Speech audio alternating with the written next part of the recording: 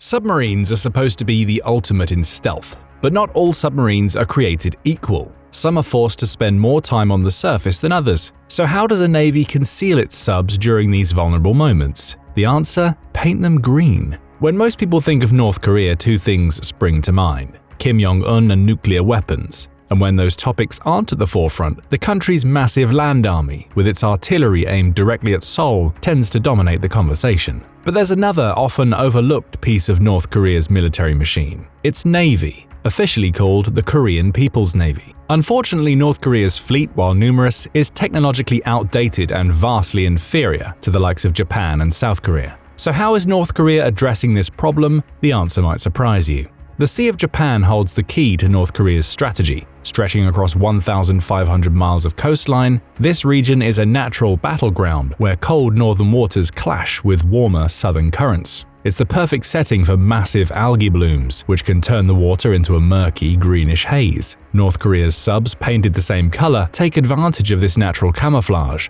disappearing into the water like ghosts. But here's the twist. While this camouflage helps in the short run, North Korea has something far more dangerous lurking beneath the surface. These green subs aren't just hiding, they're equipped with a technology that could shift the balance of power in these contested waters and possibly far beyond. But while the Sea of Japan offers a natural advantage, the real question is, where does North Korea place these submarines, and how does their geography shape their naval strategy? North Korea occupies the heart of a geopolitical crossroads. The country's western coast coincides with the Yellow Sea, which stretches between the Korean peninsula and China. There isn't much danger here because China is friendly to North Korea. The Yellow Sea is also relatively shallow and so isn't that ideal of a place for submarine operations. It's a different story on North Korea's east coast, which leads into the Sea of Japan. Russia sits on the north of this sea, which might set Pyongyang at ease because Moscow has become a large customer for the North's artillery shells and rockets for its so-called special military operation in Ukraine. The two countries also signed a mutual defense agreement in June 2024, so things look all good for Pyongyang up there. The problem is that a hostile Japan and South Korea dominate the rest of the sea. To make matters worse for the North, the two countries host American troops and military equipment. The United States has roughly 54,000 troops in Japan and another 28,000 in South Korea. Washington has also sent some of its best gear to these two countries as well, amid rising tensions in the region. For example, the United States deployed F-22 Raptors to Kadena Air Force Base in Okinawa in the spring of 2024, replacing the F-15C and D Eagles there. Although the Raptors are there to respond to China's threats first and foremost, they will be able to take missions against North Korean territory with the assistance of refueling aircraft. Meanwhile, the United States deployed the USS Theodore Roosevelt Strike Group to its naval base in Busan, South Korea, in June. This deployment came in response to the mutual defense agreement Putin and Kim Jong-un agreed earlier in the month. In April, the Roosevelt participated in trilateral drills with South Korean and Japanese naval forces in the East China Sea. Other trilateral exercises there followed in the Freedom Edge drills in June. These drills included missile defense, surveillance, and most relevantly, anti-submarine practice among the three naval forces. So while things looked okay in the northern Sea of Japan,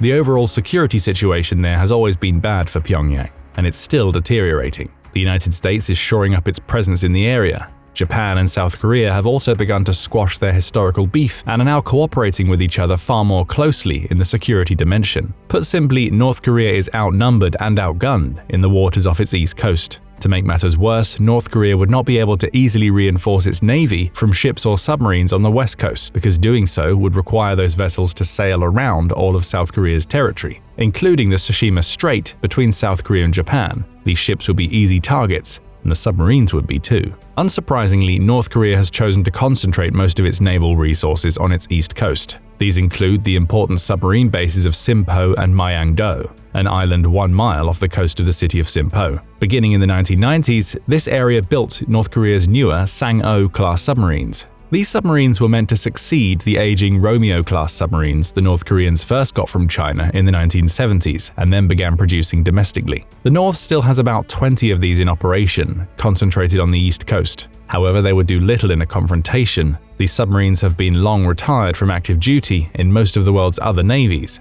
Egypt is the only other country that still uses them. The other countries that retain them, like Russia and China, only use them for training purposes. So why hasn't the North retired them too, in favor of the newer submarines it started to build in the immediate post-Cold War period? In a report that hints about the North's backwardness in submarine technology, The original Sang-O is slower than the Romeo at 7.6 knots while surfaced and 8.9 knots submerged, compared to the Romeo's 15.31 and 13.28 knots respectively. The Sang-O is also smaller than the Romeo, with a length of 114.83 feet and a beam of 12.5 feet, which means the noise from its equipment is harder to conceal without specialized cancellation technology. Given North Korea's dire straits in the 1990s, these shortcomings may be understandable. This class of submarine comes with a crew complement of 15 men. The standard armament is a pair of 533mm bow-facing torpedo tubes capable of launching Russian-type 53-56 torpedoes. As North Korea's situation improved a little, it tried to upgrade the Sang-O.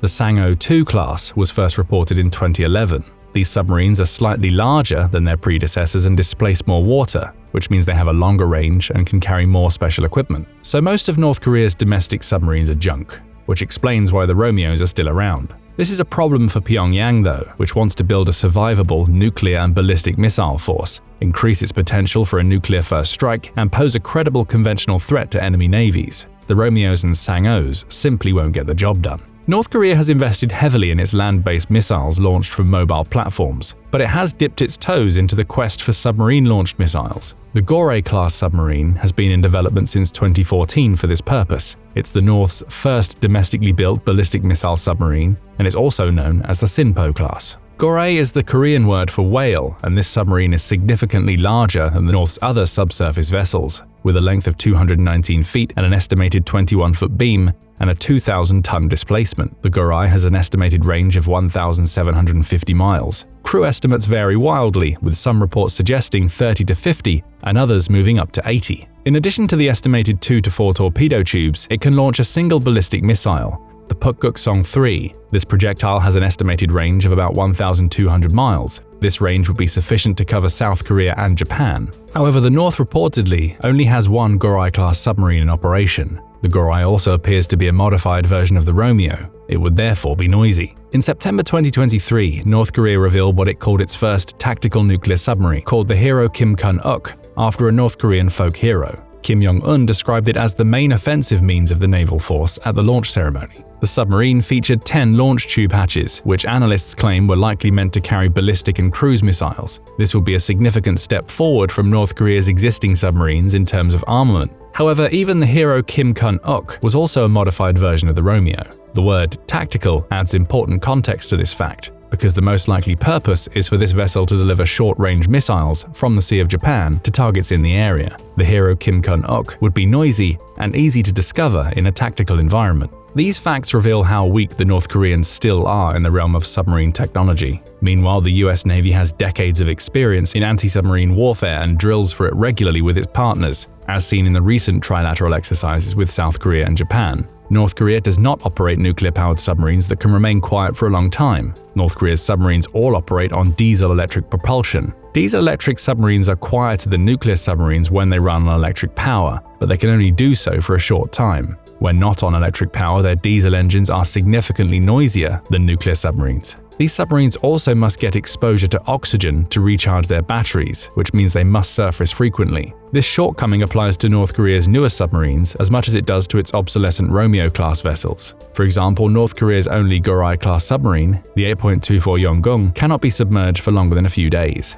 Because it's a modified Romeo, the same goes for the Hero Kim Kun-uk. These shortcomings would severely imperil their ability to threaten any target beyond the immediate area around the Sea of Japan. It is conceivable that the North Koreans could target Guam or Hawaii with their Gorae-class submarine and its ballistic missiles, but it would be almost miraculous if they could get in range, because this vessel would need to surface and expose itself long before that happened. North Korea likely does not have any submarines with an air-independent propulsion system, which uses liquid or hydrogen fuel cells. These cells allow a diesel-electric submarine to stay submerged for longer, as they do not need as much external oxygen. Developing this technology could mitigate some of North Korea's disadvantages, but there seems to be no progress as yet. Additionally, not all of North Korea's submarines are meant for long-distance operations. Many of them are midget vessels or coastal submarines designed for home defense. To make matters worse, much of North Korea's submarine capability, including its research and development programs, are concentrated in Sinpo and Myeongdo. A surprise attack on this area would likely cripple most of North Korea's submarine programs, including its work on SLBMs. Conveniently, the United States has F-22s, F-35s, and a carrier strike group nearby that would likely do just that if called upon. North Korea's only real defense against a large air raid would be MiG-21 fighters stationed in the nearby Toksan and E-1 air bases and S-200 SAM systems. Unfortunately for Pyongyang, neither of these are a match for American and Allied aircraft like the F-15 Eagle, which made short work of the MiG-21 in the Gulf War. Add the F-22 and F-35 to the picture and things get much worse for Pyongyang. This is why some experts have brought up the idea of a preemptive strike on this naval base. There will be minimal risk to the attacker and a lot of reward for destroying this infrastructure. These experts remember the 2000s, when former Secretary of Defense William J. Perry and future Secretary of Defense Ashton Carter were among those advocating a preemptive strike on North Korea's missile facilities. They critiqued the then ongoing six-party talks as unlikely to produce any results. They turned out to be right, and now North Korea has a much more advanced missile program that would make such a strike too risky.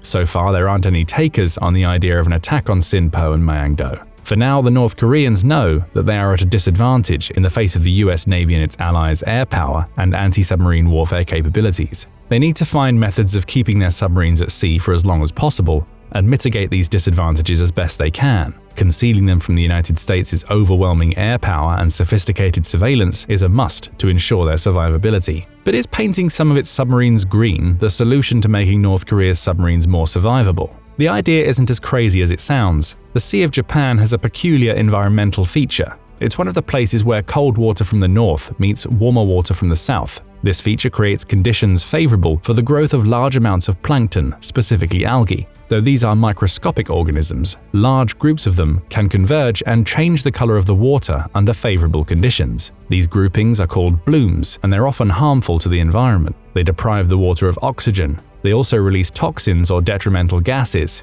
Exposure to contaminated waters can make people or animals sick. But if you're a North Korean mariner safe inside the confines of your submarine, the algae blooms might be your friend against a much more severe threat. The algae blooms in the Sea of Japan give the North Koreans something to work with in camouflaging their submarines against ships and aircraft when they need to surface. The green paint wouldn't be of much use in extended missions, but since any realistic confrontation would take place in waters close to North Korea's territory, it works for the missions most of its submarines have, which is coastal defense. But is this really an ideal strategy? It turns out that North Koreans aren't alone in choosing to paint some of their submarines green. North Korea and Iran have moved closer over the years, as both have mutual interests. The relationship between the two extends to submarine technology, and Iran's Ghadir-class submarines are mini-submarines suitable for patrolling the narrow and shallow but important waters of the Persian Gulf. These submarines are derived from North Korea's Yono class of mini-submarines, which are in turn based on Cold War-era Yugoslavian designs from the 60s. These submarines have a speed of 11 knots while surfaced and 8 underwater. Iran's Ghadir-class subs have been spotted sporting the same green paint as their North Korean forebears. As it turns out, there have been harmful algae blooms in the Persian Gulf in recent years.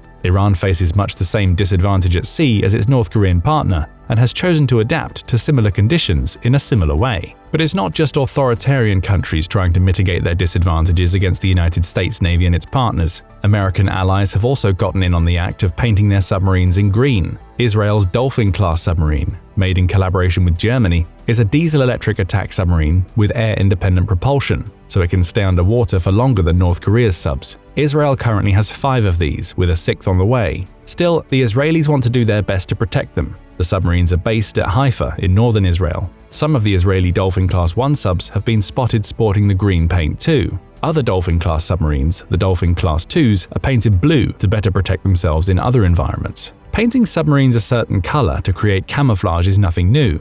For example, the US Navy painted their submarines in gray in World War II to keep them concealed in fog when they needed to surface. However, this proved to be less than an ideal color to conceal them from enemy aircraft. So why did submarines come to be black in most cases? As it turns out, the US Navy found that a light blue color was even better than black for camouflage. However, there was a problem. The seawater quickly turned this light blue paint into white. Black was found to be a lot more durable, and so became the standard for the US Navy and in most places around the world.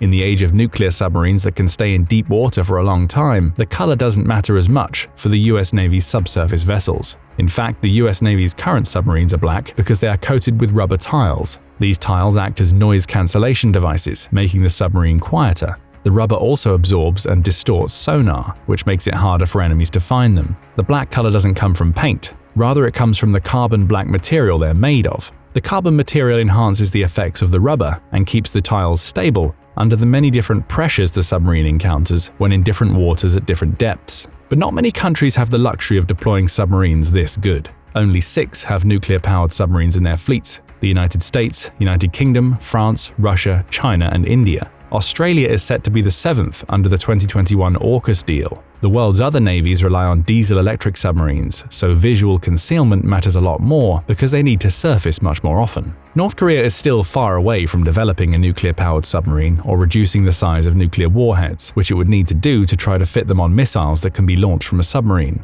However, it is trying. At the hero Kim Jong-un's launch ceremony, Kim Jong-un made a speech outlining his ambitions at sea. Achieving a rapid development of our naval forces is a priority that cannot be delayed given the enemy's recent aggressive moves and military acts. In the past decade, North Korea has developed a much more formidable ballistic missile program. But these land-based missiles, even with mobile launchers, are not enough to provide a survivable nuclear infrastructure against an overwhelming first strike from the United States. Additionally, it has limited ways of striking the United States and its allies. Creating a ballistic missile submarine with nuclear propulsion would go a long way to achieving those aims. In response to the North Koreans' latest submarine, Japan's Chief Cabinet Secretary Hirokazu Matsuno said in a briefing that the Kim regime's military is posing a graver and more imminent threat to our country's security than ever before. But how close is Kim Jong-un to having a submarine force that he doesn't need to paint green? Will the next 10 years see as much improvement for North Korea's submarines and SLBMs as its land-based ballistic missiles saw in the last 10?